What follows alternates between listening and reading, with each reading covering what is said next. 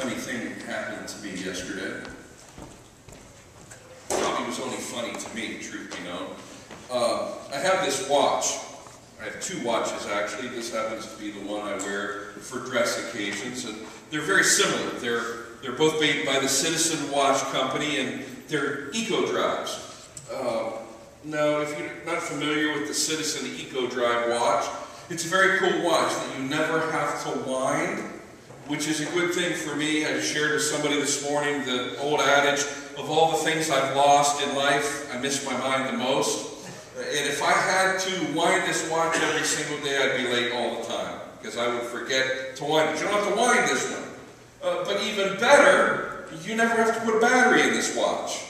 Because usually I find out that it's about time for a new watch battery after batteries died and I've missed an appointment. This one feeds off the light around, and I don't have to think about it. I just have to remember to switch watches every now and again so the other one gets charged up. But yesterday we had a leader's breakfast in the morning, and by the time I got home my back was giving me some grief, so I decided to lay down. And I laid down there for a while, and I didn't take a nap. I'd like to, but I didn't. And I thought, it's probably about time to get up. So I looked at my watch, and I happened to be laying on my side when I looked at my watch, and my alarm clock caught my eye out of the peripheral of my vision, and it dawned on me very quickly that my watch and my alarm clock did not agree. Now, ordinarily, that would not be a problem because I play games with myself in the morning because I'm not a morning person, so my alarm clock is usually a little faster than any other clock in my house, and I usually try to not know how much. Because if I know how much it's faster, I can hit the snooze bar and, run myself. But this wasn't just a little bit different. This was like 90 minutes different. Well, it's not flashing. We didn't have a power outage. So I rolled over on my back and hit the info button on the TV, and it was 45 minutes different than the TV. So none of the timepieces that I used matched, which then created a very burning question in my mind. You probably know the question. What time is it anyhow? So I figured that out and got everything. Apparently my watch lost time somewhere because there was only a few minutes difference between the TV and my clock, but the problem was here. Now, that doesn't sound too tragic to anyone on a Saturday afternoon, but had I not realized my watch isn't right, it could have created all kinds of problems for me. Because, I'm not on much of a time schedule yesterday. However, this morning, Sunday morning, I'm on a very tight schedule because, after all, it's the only day of the week the pastor works, right? I've got to be on time. And if I didn't reset my time, I wouldn't wake up on time. And if I didn't wake up on time, somebody sooner or later would probably come knocking on the door and say, Pastor, I know you've been on vacation the last 2 weeks. Are you planning to come to church today?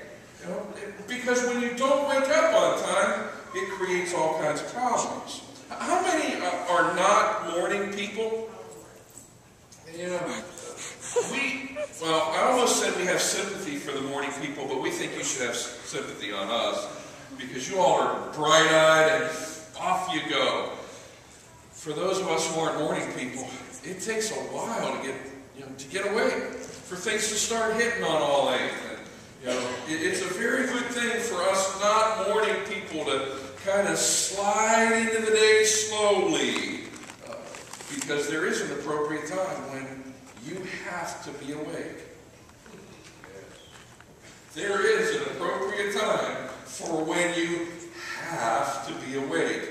Can I suggest that when you slide behind the wheel of your car to drive to work, you really should be awake? I've seen some people that I wonder about. You should really be awake. When you start up your machine, to work, you should really be awake. When you're trying to talk to your spouse and get your days together, you should probably be awake. My wife could probably tell you horror stories about things she told me that she thought I was awake and I wasn't really awake, and later in the day when it doesn't quite jive. There are times when you should really be awake. That's what Paul is sharing with us in his letter to the Romans this morning as he begins to wind this whole thing together. Say, there's a time as followers of Jesus Christ when we should really be awake. And I'm going to make it really simple for us this morning. Do you know when, as followers of Jesus Christ, we should really be awake? Right now. Right now. There's a verse that, as I've studied this passage and prayed over it all week, it just has kind of leapt out on me. And it's the one that follows at verse 11, where he says, do this. Okay, now first off, what are we supposed to do? Thank you, John. That's right. We're supposed to do this. But as we talked about in discipleship, you need to know what this is. This means we should love. You see, as you read this passage, the first few verses that comes behind it, he's talking all about love. He's quoting from Exodus. Paul's quoting the Ten Commandments. Know that you should not commit adultery, you should not murder, you should not steal, you should not covet. Okay? They're all being summed up as Jesus himself summed up the Christian life to love. If I were to Reader's Digest version, what it means to be a follower of Jesus Christ, it is this, that you love. We talked about it in our leadership team yesterday. We talked about it Wednesday night. Love for God is this, that we love the people around us. Okay? Christianity all boils down to this love relationship we have with God, the vertical relationship between us and Him, that is illustrated out in the horizontal relationships that we have with one another. So that we cannot rightly say, I love God, if I hate people around me. Or, as I've said in a sermon series about relationships some number of 2 years ago, I think, the measure of your relationship with God is the measure of the person that you hate the least. In other words, the person that you hate the least, that's all the deeper your relationship with God goes. So, Paul, as he's talking to the Roman congregation about waking up, says, first thing you need to know is do this, love. It's pretty simple, isn't it? Do this, love. How hard is it to love?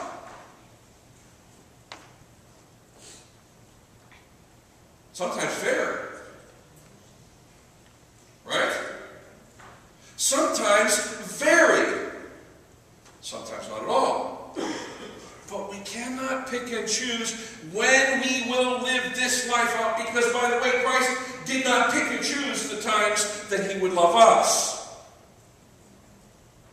Amen? So, we do this, we love, because of this fact. We know the hour to awaken from sleep is now.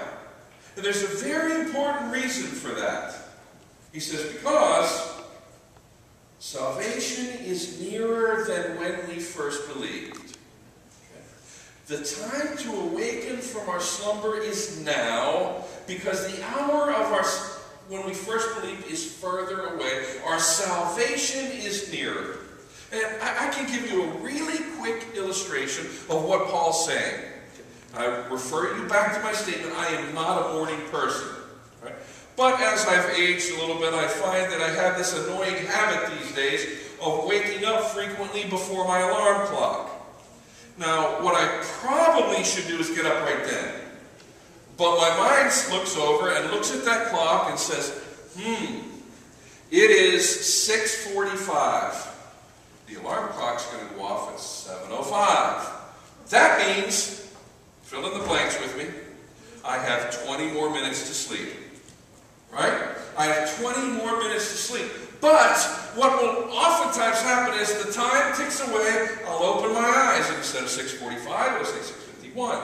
And I'll close my eyes, and it'll say 6:53. And I'll close my eyes, and because what's happening is time is passing by.